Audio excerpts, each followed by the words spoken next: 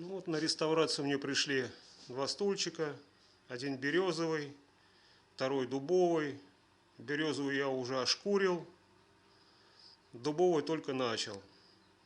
Ну и задача такая: сделать сидушки и поставить на березовый стул спинку мягкую. Ну и сидушки, конечно, мягкие. Пришли мне чисто только каркасы.